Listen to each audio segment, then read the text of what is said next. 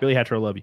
Scammers have really gotten crafty on stealing cards lately, and it's gotten worse. What they used to do when I worked at GameStop, we would get like 800 like 800 calls, and it would be obviously an Indian dude, of course, and he would be like, "We're from corporate," which GameStop corporate obviously would never call you, but they would target from corporate. They would target like third keys and part timers, and they would say you have to, I'm so and so from corporate. You have to get a game like an Amazon gift card and load it with $500, and you got to get 10 of them, and you have to petty cash them out and read us off the codes. And it doesn't even make any sense. They would actually do it. They would actually there was employees that actually would give these people like $3,000 in petty cash cards. Yeah, did you hear about the fast food one? That's the worst. Oh no, the fast food one, and it was so weird. It got studied by like various different psychological studies because like how on earth could this be the case? Someone would phone up, and he'd be like, "We think one of your staff has been stealing," and like they'd phone up like the manager that they could get their hands on, or they'd find a way to get contact with them. I mean, like what staff? So they'd choose a female staff, and like, no, you need to search her, and then they get progressively more in depth with the searches until the point where it's like, and it was literally the psychology study came back with the only explanation we can think of why this would ever happen is because they are trained to just do as they're told. And so you make a burger, you do this, this, this, this, and this. And so whatever you're told, that's what you do. And it kind of removes your individuality and your ability to make decision changes, and you just do what you're told. And so you get called into the boss, and the boss tells you to do something that you know is wrong. You do it anyway because that's what you've been told for years, and that's what you're trained to do. Like, you're removed as an individual and you just can become part of the machine. It was insane.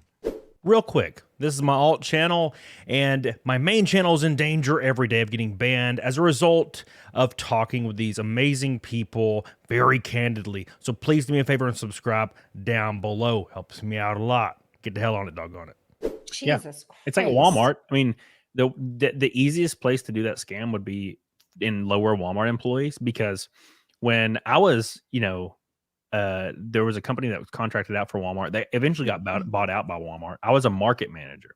And what a market manager is basically a district manager. And I would go from store to store to store to store doing all these things. And these, like, every other assistant manager, the store would have like 4 assistant managers, a co-manager, and a store manager, right?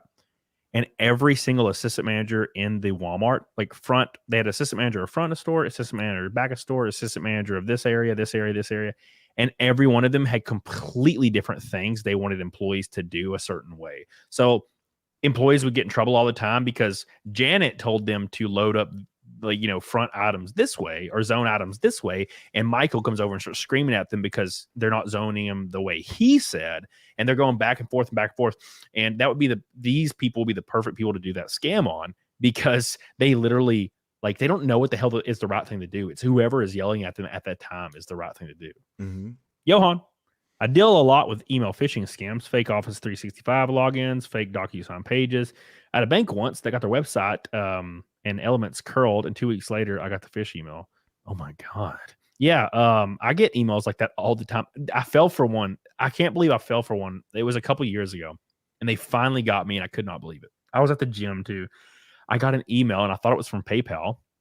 It looks like it's from PayPal, and it's like, hey, your account's been compromised. Change your password. And it was so legit. It was so legit looking. And I wasn't even thinking, and I clicked change my password, and I changed it.